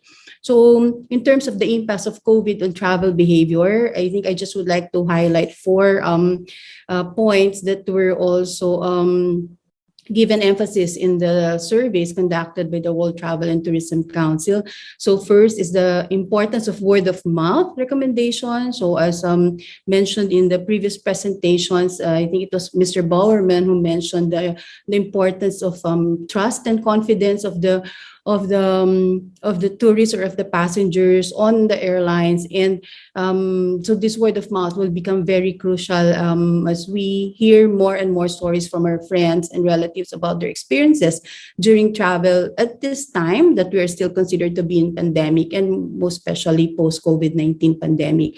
And then the importance of cleanliness and health. So travelers are starting to give a greater priority on that now. As to whether that will really be sustained, then it remains to be seen. So it depends also on this evolution of attitude of people or travelers towards the ongoing pandemic. And then the use of course, the social media or the digital platforms. Thus, digitization has been like the very strong buzzword in the past 2 years. And then greater actually recognition or awareness of the role of environment and the footprints that we create or that we make when we visit destinations. So hopefully the shift from over-tourism before COVID-19 pandemic to a more sustainable tourism will really be seen, especially in our country that heavily relies actually on our natural endowment, and where our coastal economy, for example, actually is one of our biggest assets in terms of tourism.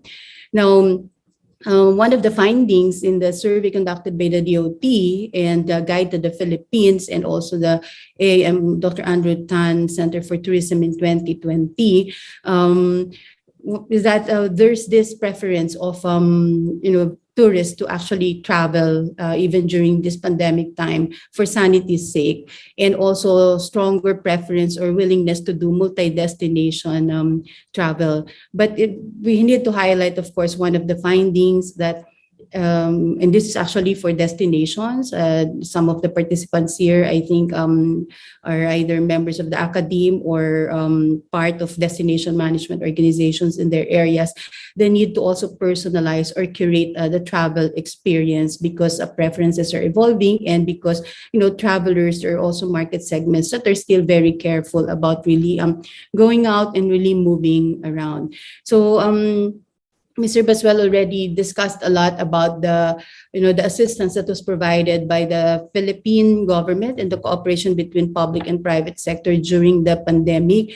Suffice it to say that it was really a very hard or very difficult time for tourism enterprise owners, tour guides, most especially, who are not really affiliated with any business, and therefore they were really severely affected. And also a number of our tourism workers, and as mentioned, about 1 million tourism workers were displaced as a result of the pandemic. But this resilience that has been known to be a characteristic of the Filipino people was actually evidenced also in the agile way that tourism workers shifted to other types of livelihood, focusing on online retailing of various types of goods, of goods and not bads, and also the shift to home-based operations.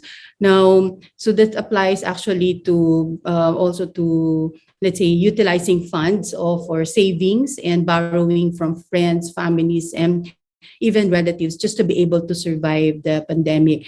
And then, of course, there were a number of online training programs that were provided, not just by the DOT, but also other agencies that also had synergies with tourism development. So the retooling, the upskilling became topmost priority during the pandemic. Overall, in the ASEAN as a destination, of course, the ASEAN Tourism Recovery Roadmap aims to really develop and promote the ASEAN as a safe single destination.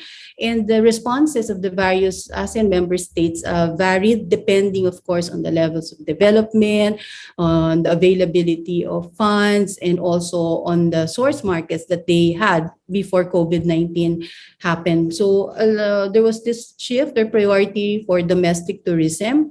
We saw that not just in the Philippines, but also in places like Malaysia, Cambodia, Laos. The implementation of safe travel protocols, those that were actually designed by the national agencies and those that were actually aligned to international standards. So, for example, you have the safe travel stamps of the World Travel and Tourism Council being adopted also by our tourism enterprises here to also send the signal to the world, to the global tourism market, that our destinations, our enterprises are ready, and that they actually have the confidence to accommodate the safety requirements also of the international market. Then, of course, various monetary and fiscal support programs were provided. So they range from tax holidays, discounts and license fees, discounts on landing and takeoff fees, wage subsidy for tourism workers, vaccination. And in the case of Indonesia, I recall there was, I think, around $250 million grant scheme for developing their creative economy, upskilling of workers. And then in the case of Singapore, for example, incentives or vouchers were given to citizens for them to spend, because any spending can actually contribute to stimulating overall economic recovery. And as mentioned by previous speakers, travel lanes were actually explored. And it is only in 2022 that we're seeing more and more of this ASEAN gateways actually reopen to international tourist markets. In the case of the Philippines, for example, just some indicators related to how busy, for example, NAIA, the Ninoy Aquino International Airport, has become, especially in the first quarter of 2022 relative to the first quarter performance in 2019. So in terms of domestic flights, especially domestic flights, the first quarter figures in terms of flights were about 70% already of the same quarter level in 2019. And in terms of passengers, that's about 58%. International, actually, first quarter of 2022 is not, of course, as a robust compared to domestic, because we actually started to really reopen our international borders even ahead of some of the ASEAN economies or destinations by second or mid of February. But I think, as reported also by Mr. Basuel earlier, we are seeing actually more and more of these international visitors coming in, such that I think from February, second week of February to about end of April, we already hosted more than 300,000 international tourist arrivals. So by the end of the year, we could actually breach the 1.5 million level, which was actually the level in 2020 when COVID happened. We still were able to host about 1.5 million international tourists in 2020 because the first quarter, at least the first 2 months of 2020 were still promising periods for the Philippine tourism industry. And so these are just actually the charts that demonstrate more or less how busy the Ninoy Aquino International Airport was in the first quarter. Now, for the challenges, again, that yearning is there to go out, really to keep our sanity. But again, there's this issue of the earnings. Either we lack the earnings or the earnings are limited, most especially in light of the ongoing price increases, and as mentioned, this higher jet fuel prices that are adding up to the cost of the ticket. Second is the fear, and the fear actually emanates from various sources. So there's this ongoing war, geopolitical tensions, which also somehow inhibit, let's say, a passenger from really making relatively long-term plans or even immediate travel because of the fear that he or she might actually get locked down in another destination when this geopolitical tensions actually get out of control. And of course, there's still that fear related to the subvariants, as mentioned, the rise in cases in COVID in some destinations and other cross-border diseases that are emerging. And of course, one of those that was highlighted in a number of newspaper articles and also in the internet is the monkeypox. So this is so, and then of course the fear that again protocols and restrictions will be reissued or will be imposed again and would therefore increase the cost of travel. But more than that, it's really the closure of the border. So you wouldn't want to you wouldn't want to be, let's say, stranded in a destination because of this sudden change in protocols. And then I also would like to highlight, I think that I'd like to emphasize the point that was made on the trust and confidence that airlines also need to rebuild or strengthen, given that passengers are partners in the overall recovery process. So if you look at the entire ecosystem, you would see, let's say, some third-party retailers selling, let's say, itineraries at reasonable or if not a really low or attractive prices, but with short transit times. And if the passenger, most especially those either traveling for the first time or who are not really very familiar with the World Wide Web or all of this information necessary to complete your travel experience when you use other agents, would somehow actually suffer from what we call information asymmetry, because tickets are sold, let's say, with just 1 hour connecting times or 1.5 hours, and then the passenger is left to figure out whether he or she can make it to his or her destination or whether he or she could actually receive his bags or luggages in time. So there's this high cost of that information asymmetry that afflicts passengers. So the question is, can airlines really deliver good service at this time or even post-COVID-19 pandemic, given the challenges that have been discussed earlier. And then the loss of value of the tourism experience. You book, let's say, a trip for a 1 week or 2 week period, and then the airlines lose your luggages, or they don't deliver the luggage at all, even though they already have 3 or 4 flights arriving in your destination during your stay. So it begs actually these questions. What's really happening? Is there really staff shortage where in the airports, even in the most efficient airport hubs in ASEAN? Or is the staff shortage only with the airlines? So it's such that they couldn't really cope with the ongoing so-called, let's say, revenge travel or recovery. And second, is digitization really working for the benefit of passengers like you and me? What do we need to know? Because even if you try to use all these digital platforms, you end up, let's say, sharing your frustrations with the bot. So there are so many bots, or bots as you call them, there in the internet. But at the end, they could not really assist you because the airlines actually do not respond to you at all, despite all these contact numbers, all these email addresses, and all of these, let's say, protocols of declaring, let's say, your lost or delayed or your lost luggages.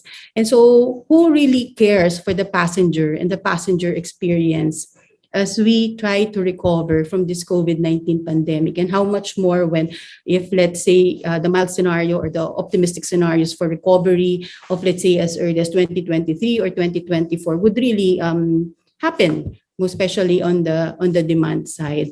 So the trust and confidence actually needs to be restored. And third is about the processing times that I think was mentioned by Dr. Lo earlier. Yes, longer processing times, but it's not across. I mean, you cannot really generalize across destinations. For example, I found it easy to enter and exit, for example, Vientiane in Laos. But upon arriving, let's say, in Terminal 3, okay, I also heard, and I experienced also passengers, asking the questions, why is the processing time taking, longer than what was expected? So you would hear, let's say, comments such as, we're really in the Philippines because of these long queues. And sometimes you think after almost 2.5 years from the start of the pandemic, what have we really, let's say, accomplished in terms of all this digitization? So, and therefore, if such apps will continue to exist, as long as we say there is this pandemic and yet travel demand is recovering, we're promoting lower fares to really encourage, stimulate demand, and tourism and air aviation are really working together. Are ASEAN airports and systems really ready for these long lines and even risk exposure? I'm sorry. So as way forward, I just would like to mention that more than the assistance or the cash assistance or let's say supplier credits and the like, on the for enterprises, market demand rebound is really the key to the recovery, because we need the tourists really to visit our destinations and for them to spend. But more importantly, to rebuild that market trust and confidence. So to continue to provide evidence of the effectiveness of the implementation of safety travel protocols in the country, that we care for people, for the tourists, for our community, and for ourselves, for the frontliners who are working in the industry. So there's a need to reassess also this various protocols and procedures. Maybe there are ways to really streamline and make it seamless and reduce the exposure also of people or the congregation in the airports. Although, as mentioned, it may not really happen so easily because airports really are busy during peak, most especially during peak periods.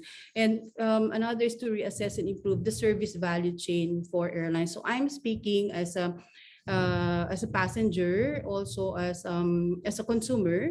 who actually also experienced, at one point in time, losing the trust and confidence already in the kind of rebound that is happening in the airline industry. Make travel safe, secure, seamless across the value chain, and this is actually more for the tourism sector. That it's not only in the modernized airports where all of these smart activities or smart applications should be used, but it should be all the way up to the experience at the destination. So we cannot say that we nurture safety in one end and then on the other or in the rest of the value chains, actually, we don't care so much about safety. And then resilient tourism rebound. I think I just would like to highlight, most especially, again, we have I think members from the academe and also from the tourism sectors in different areas of the country in the room. So resilient tourism rebound actually requires us, making that full devolution of tourism functions really benefit the tourism industry, because that resilience is rooted in how well we could actually invest on those types of infrastructure like water supply, sanitation, that did not exist before COVID-19 happened. So we wouldn't want to end up in a situation or in the future by 2025, 2026, when travelers are starting to visit our destinations, when airlines are expanding their networks fully once again, that they will go back to the same destination that they actually visited in 2019, where there are barely any sanitation, let's say, processes or facilities that actually should be part of this resilient rebound. So Cynthia, I end here, and I look forward to the discussion. Thank you. Thank you very much, Prof. Okay, so Dr. Rodolfo highlighted the importance of intra and extra-ASEAN relations in mitigating the effects of the pandemic, which includes the critical roles of the airports in the country in terms of increasing connectivity. She also highlighted in research findings the importance of communicating travel recommendations among family and friends, increasing cleanliness and health measures, increasing media visibility, and considering the importance of the environment. Now, key findings also show the importance of travel among consumers, the change in behavioral trends, the need to standardize safety protocols, personalization, and consideration of travel's preferences evolution, including the need to manage fears and hesitations. Moreover, the importance of efficient digital transformation, let me highlight that as efficient, highlighting the need to assess the value it offers to customers to likewise increase market trust and confidence. And finally, of course, the availability of funds to support the tourism sector, which can all be used in the improvement of tourism recovery roadmap in the Philippines and the ASEAN region. Now, undeniably, all of our experts have given us a very insightful and informative talks on the current state and how we move forward with ASEAN air travel and tourism post-COVID-19. We heard the perspective from a representative in the airline industry, Mr. Steve Dailisan, through Mr. Gary Bowerman and Dr. Colin. We also heard analysis on the ASEAN region's overall experience that contrasts our experiences before and after the pandemic. We also heard from representatives in the tourism industry how it has been affected and how the industry can recover through these insights through Dr. Cherilyn Rodolfo. Now, we move forward to the next part of our discussions with our open forum. In the interest of time, we will only be able to accommodate at least 5 questions in the forum. So we would first ask the panel questions that were sent by our audience through the chat box. And if you wish to ask your question and speak, you may raise your virtual hand through the raise hand function on Zoom to ensure that you will not be speaking over one another. Do we have questions so far?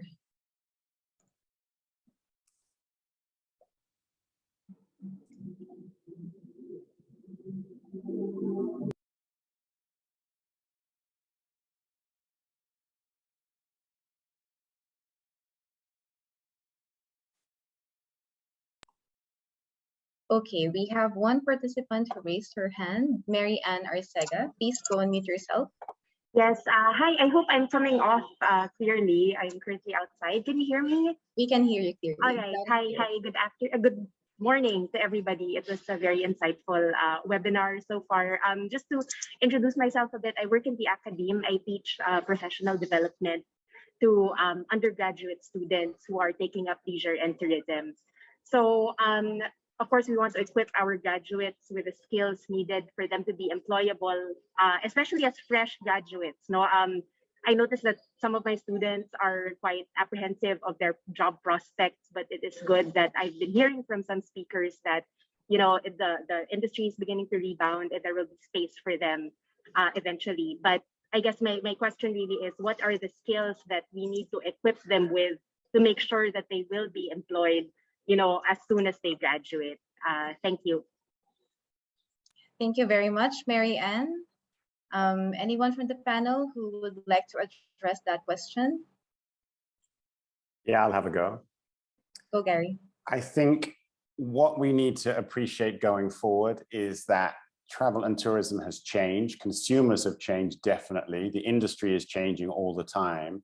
So I think the next generation of graduates, next generation of travel and tourism industry professionals needs to be multi-skilled. We need to be able to cover and cope with so many different contingencies. We need to have different skill levels. We need to be adaptable because if you work in a hotel today, you don't really just do one role. You're able to cover and cope with different roles, particularly as hotels or airlines have less staff. You're going to be required to really fulfill different roles. So I think that's going to be important. I think one of the things that we really, really want from travel and tourism, from young people now, is initiative. Let's have new ideas. We've learned over the past 2 or 3 years that a lot of the ways that we used to do tourism worked very, very well when it was successful, when tourism numbers were increasing, when everything was going very, very well. But we've certainly learned that over the past 2 years, it's been very, very difficult when times have been difficult. And as we're starting to rebound, I thought Dr. Rodolfo made some really, really good points, particularly about digitization and where's that really taking us. We have a lot of these ideas that we hear about, but are they actually driving forward a more sustainable and a more innovative industry? And perhaps not. And the future, obviously, for every industry is young people. So let's get new ideas and let's empower young people to bring those new ideas through. Thank you very much, Gary, for that answer. Is there anyone else from the panel who would like to add to what Gary has shared?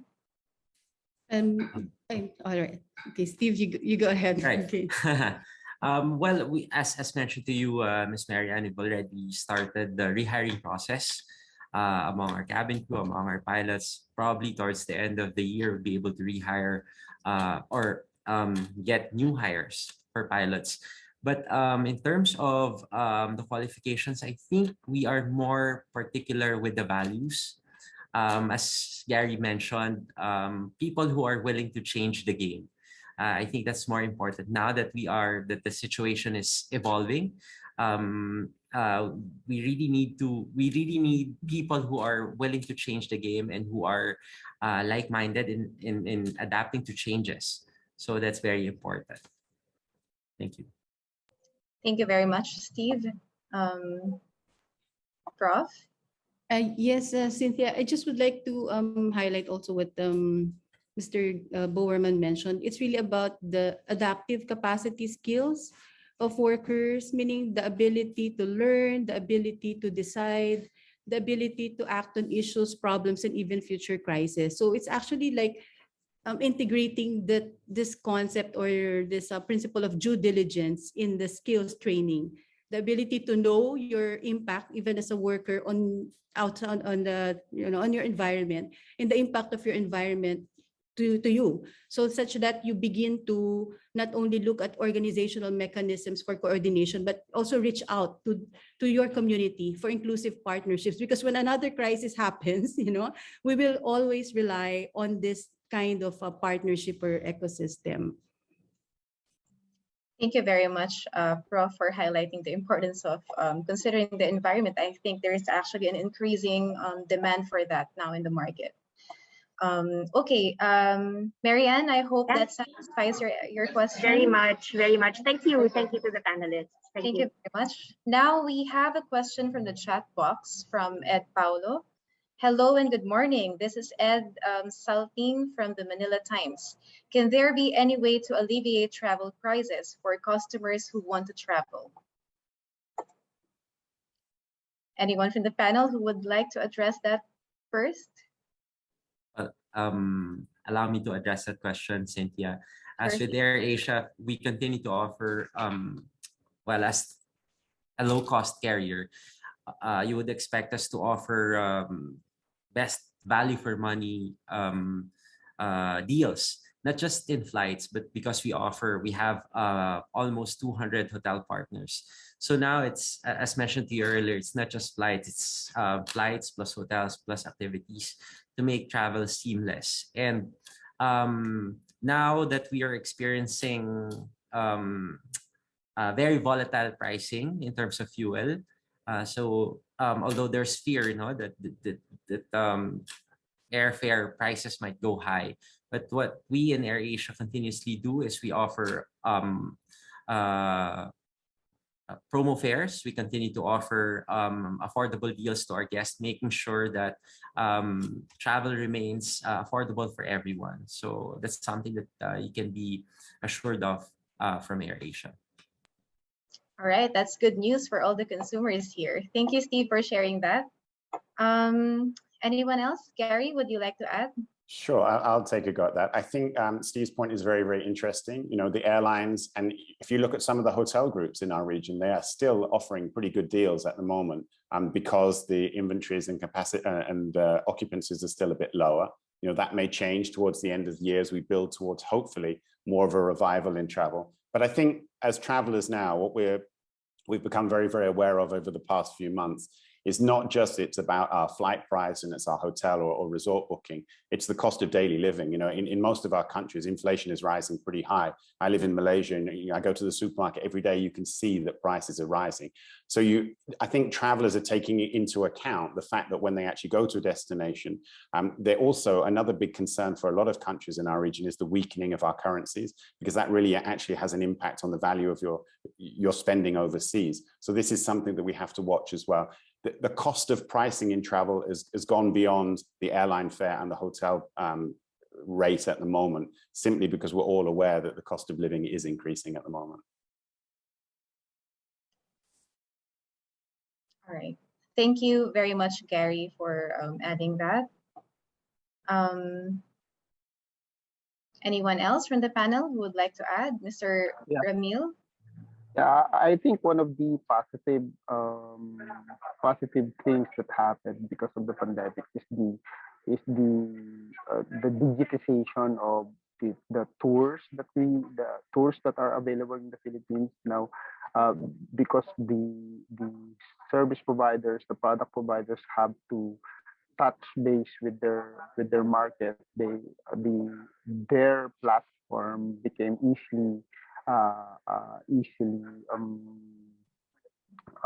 can be easily accessed through their online site. So it would be easier to look for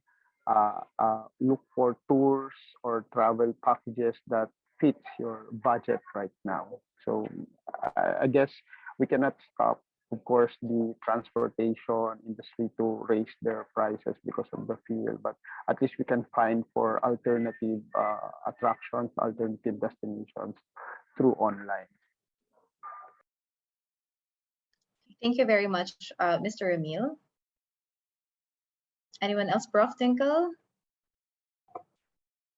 No, actually, Cynthia, I just would like to stress the point that value for money actually also goes beyond the nominal price, because as mentioned, if the passenger loses value of that tourism experience because of the failure of this digitization, then that becomes actually more costly on the part of the passenger and his or her family during travel.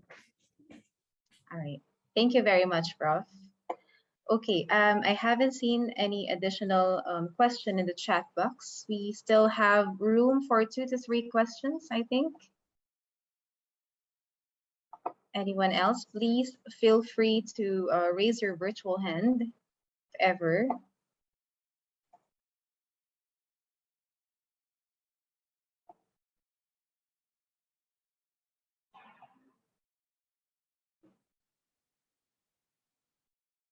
no other questions, Florence, Lisa, shall we close the forum? If there are no more questions, I think we can proceed to the closing part. Okay, all right then. Okay, so once again, thank you very much for all your questions and also to the panel for answering and giving your expert insights on the topics discussed. Now, before we end our webinar, we would highly appreciate your feedback. With this, may we kindly request all our participants to please take some time to accomplish the evaluation form.